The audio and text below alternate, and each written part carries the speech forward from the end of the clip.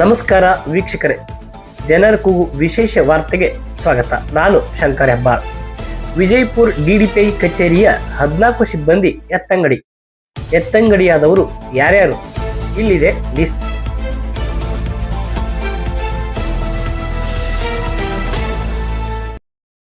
ವಾರ್ತೆಗಳ ವಿವರ. ವಿಜಯಪುರ ಧಾರವಾಡದ ಶಾಲಾ ಶಿಕ್ಷಣ ಇಲಾಖೆಯ ಅಪರ ಆಯುಕ್ತರ ಕಚೇರಿಯಿಂದ ಅಕ್ಟೋಬರ್ 3, 2025 ರಿಂದ ಅಕ್ಟೋಬರ್ 6, 2025 ರವರೆಗೆ ವಿಜಯಪುರ ಶಾಲಾ ಶಿಕ್ಷಣ ಇಲಾಖೆ ಕಚೇರಿ ತಪಾಸಣೆ ನಡೆಸಿದಾಗ ಸಾರ್ವಜನಿಕರ ಕೆಲಸಗಳನ್ನು ವಿಳಂಬವಾಗಿ ಮಾಡುತ್ತಿದ್ದ 14 ಜನ ಸಿಬ್ಬಂದಿಯನ್ನ ಬೇರೆಡೆ ಎತ್ತಂಗಡಿ ಮಾಡಿ ಧಾರವಾಡದ ಅಪರ ಆಯುಕ್ತರು ಆದೇಶಿಸಿರುವ ಸಂಗತಿ ಬೆಳಕಿಗೆ ಬಂದಿದೆ. ಉಪನಿರ್ದೇಶಕರ ಕಚೇರಿಗೆ ಸಂಬಂಧಪಟ್ಟಂತೆ ತಾವು ನಿನ್ನೆ ದಿನ 19/1/2026 ನಮ್ಮ ಕಚೇರಿಯ 14 ಜನ ಸಿಬ್ಬಂದಿಯ ನಿಯೋಜನೆ ಬಗ್ಗೆ ಮಾಹಿತಿಯನ್ನು ಕೇಳ್ತಾ ಇದ್ದೀರಿ. ಇದಕ್ಕೆ ಸಂಬಂಧಪಟ್ಟಂತೆ ನಮ್ಮ ಅಪರ ಆಯುಕ್ತರ ಕಾರ್ಯಾಲಯ ಧಾರವಾಡದಿಂದ 3/10/2025 ರಿಂದ 6/10/2025 ರವರೆಗೆ ನಮ್ಮ ಕಚೇರಿಯ ತಪಾಸಣೆಯನ್ನು ಕೈಗೊಳ್ಳಲಾಗಿತ್ತು.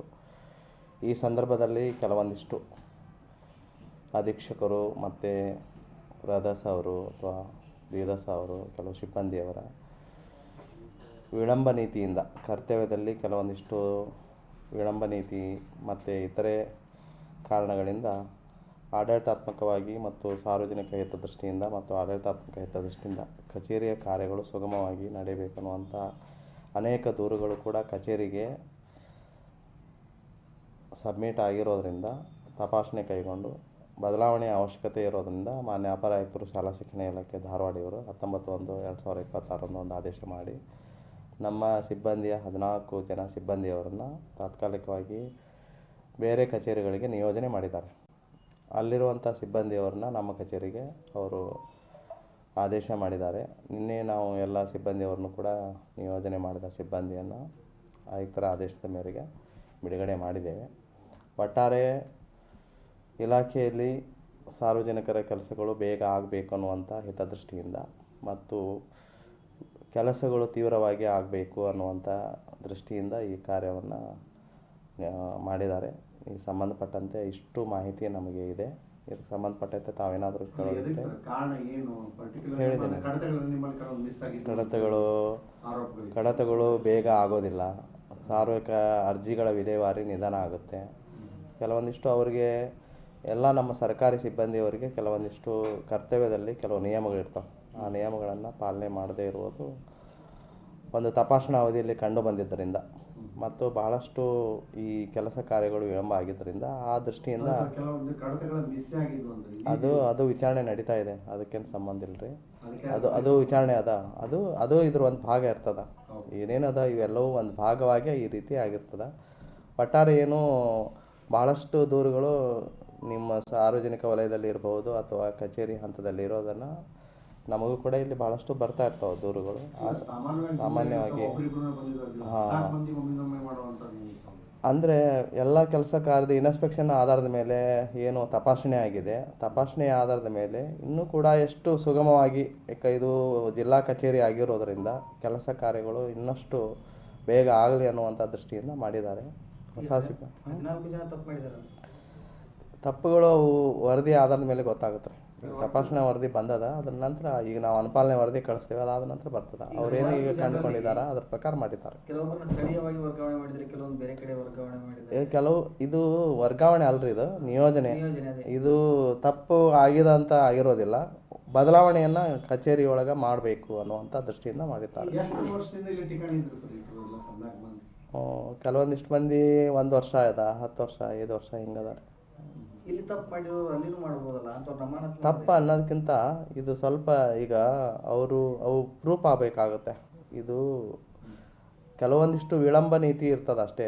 ತಪ್ಪುಗಳು ಪ್ರೂಫ್ ಆದ್ರೆ ಆ್ಯಕ್ಷನ್ ಆಗುತ್ತೆ. ಅಲ್ಲಿ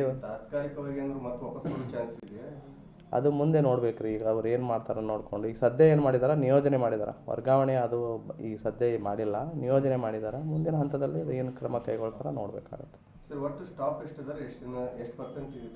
ನಮ್ಮಲ್ಲಿ ಈಗ ಒಟ್ಟು 47 ಮಂದಿ ಅದಾರ ಸರ್. ಅದರಲ್ಲಿ 14 ಮಂದಿ ಈಗ ನಿಯೋಜನೆ ಆಗಿದ್ದಾರೆ. ಈಗ ಆ ಹುದ್ದೆಗೆ ಬೇರೆಯವ್ರನ್ನ ಹಾಕಿದಾರಲ್ರಿ, ಹಾಕಿದಾರ. ಅವ್ರು ಬಂದು ಜಾಯ್ನ್ ಆಗ್ತಾರೆ. ಅವರ ಜಾಗಕ್ಕೆ ಒಬ್ಬರನ್ನ ಹಾಕಿ ಅವ್ರನ್ನ ನಿಯೋಜನೆ ಮಾಡಿದ್ದಾರೆ. ಈ 14 ಜನ ವಿಳಂಬ ನೀತಿ ಅನುಸರಿಸಿದ ಇದು ಒಟ್ಟಾರೆ ತಪಾಸಣೆ ದೃಷ್ಟಿಯಿಂದ ಕೆಲವೊಂದಿಷ್ಟು ಬದಲಾವಣೆಗಳನ್ನು ಮಾಡ್ತಾರೆ. ಇದರಲ್ಲಿ ಬೇರೆ ಬೇರೆ ಆಡಳಿತಾತ್ಮಕವಾಗಿ ಸುಗಮವಾಗಿ ಕೆಲಸ ಆಗಲಿ ಅನ್ನುವಂಥ ಉದ್ದೇಶನೂ ಇರ್ತದೆ. ಎಲ್ಲವೂ ತಪ್ಪುಗಳಂತ ಇರೋದಿಲ್ಲ, ಕೆಲವೊಂದಿಷ್ಟು ಬೇರೆ ಬೇರೆ ಕಾರಣಗಳಿಂದ ಮಾಡಿರ್ತಾರೆ.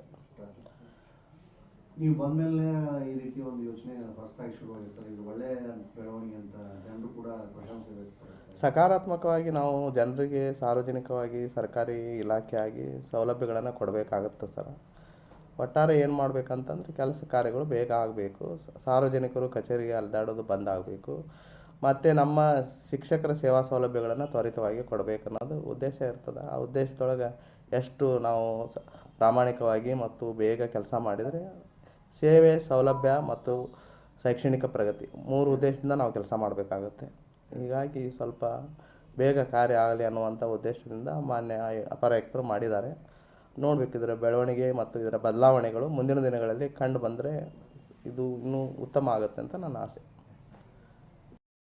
ವರ್ಗಾವಣೆಯಾದ ನೌಕರರು ಇವರು ವಿಜಯಪುರ ಡಿಡಿಪಿ ಕಚೇರಿ ಸಿಬ್ಬಂದಿಯಾದ ಲೆಕ್ಕಾಧೀಕ್ಷಕ ದಶರಥ್ ಸಲಗರ್ಕರ್ ಅವರನ್ನ ಸಿಟಿಇ ಜಮಖಂಡಿಗೆ, ಅಧೀಕ್ಷಕರಾದ RB ಅಗರ್ಕೆಡ್ ಹಾಗೂ PS ಕಂಠಿ ಅವರನ್ನ ವಿಜಯಪುರ ಡಯಟ್ಗೆ, ಅಧೀಕ್ಷಕ ಅಶೋಕ್ ಹುಗಾರ್ ಅವರನ್ನ ವಿಜಯಪುರ ಗ್ರಾಮೀಣ ವಲಯ ಕ್ಷೇತ್ರ ಶಿಕ್ಷಣ ಕಚೇರಿಗೆ, ಪ್ರಥಮ ದರ್ಜೆ ಸಹಾಯಕಿ AA ಬಗಲಿ ಅವರನ್ನ ಮುದ್ದೇಬೇಳೆ ತಾಲೂಕು ರಕ್ಕಸ್ಗಿ KPS ಶಾಲೆಗೆ, FDA ಗೀತಾ ಹಾದಿಮನಿ ಅವರನ್ನ ಬಸವನ ಬಾಗೇವಾಡಿ BO ಕಚೇರಿಗೆ, FDA ದೀಪಾ ಹಿರೇಮಠ್ ಹಾಗೂ NM ಚಟ್ಟರ್ಕಿ ಅವರನ್ನು ವಿಜಯಪುರ ಗ್ರಾಮೀಣ ವಲಯದ BO ಕಚೇರಿಗೆ, FDA ಬಸವರಾಜ್ ಹೊಲ್ದೂರ್ ಅವರನ್ನ ಮುದ್ದೇಬೇಳೆ ತಾಲೂಕು ಇಂಗಳಿಗೈ ಸರ್ಕಾರಿ ಪ್ರೌಢಶಾಲೆಗೆ, FDA PP ದಶವಂತ್ ಅವರನ್ನ ವಿಜಯಪುರ ಜಿಲ್ಲೆ ಅರ್ಜುನ್ಗಿ KPS ಶಾಲೆಗೆ, SDA ರಾಜೇಂದ್ರ ನೀವರ್ಗಿ ಅವರನ್ನ ವಿಜಯಪುರ ಜಿಲ್ಲೆ ಜುಮನಾಳ್ ಸರ್ಕಾರಿ ಪ್ರೌಢಶಾಲೆಗೆ, SDA AR ಪಾಟೀಲ್ ಅವರನ್ನ ಚಡ್ಚನ್ BO ಕಚೇರಿಗೆ, CCT NA ಬಿಡಿಗೆ ಅವರನ್ನ ಮುದ್ದೇಬೇಳೆ BO ಕಚೇರಿಗೆ ಹಾಗೂ FDA SA ಕಲ್ಮನಿ ಅವರನ್ನ ವಿಜಯಪುರ ಜಿಲ್ಲೆ ಅರಕೇರಿ ಸರ್ಕಾರಿ ಪ್ರೌಢಶಾಲೆಗೆ ನಿಯೋಜನೆ ಮಾಡಿ ಜನವರಿ 19ರಂದು ವಿಜಯಪುರದ DDPI ವೀರಯ್ಯ ಸಾಲಿಮಠ್ ಆದೇಶಿಸಿದ್ದಾರೆ. ಸಾರ್ವಜನಿಕ ವಲಯದಲ್ಲಿ DDPI ಕಚೇರಿಯಲ್ಲಿ ಕೆಲಸಗಳು ವಿಳಂಬಗತಿಯಲ್ಲಿ ಆಗುತ್ತಿರುವ ಹಾಗೂ ಕೆಲವು ಕಡತಗಳು ನಾಪತ್ತೆಯಾದ ಪ್ರಕರಣಗಳಿಗೆ ಸಂಬಂಧಿಸಿದಂತೆ ಇಲಾಖೆಯ ಮೇಲಧಿಕಾರಿಗಳು ತಪ್ಪಿತಸ್ಥರ ಮೇಲೆ ಕ್ರಮ ಜರುಗಿಸದೆ ಕೇವಲ ಅನ್ಯ ಸ್ಥಳಗಳಿಗೆ ನಿಯೋಜಿಸಿದ್ದೇಕೆ ಎಂಬ ಮಾತುಗಳು ಸಾರ್ವಜನಿಕ ವಲಯದಲ್ಲಿ ಕೇಳಿಬಂದಿವೆ. ಇನ್ನಷ್ಟು ಸುದ್ದಿಗಾಗಿ ನೋಡ್ತಾ ಇರಿ ಜನರ ಕೂಗು ಯೂಟ್ಯೂಬ್ ಚಾನಲ್. ಇದು ನಿಮ್ಮದೇ ಧ್ವನಿ. ಸಬ್ಸ್ಕ್ರೈಬ್ ಮಾಡಲು ಮರೆಯಬೇಡಿ.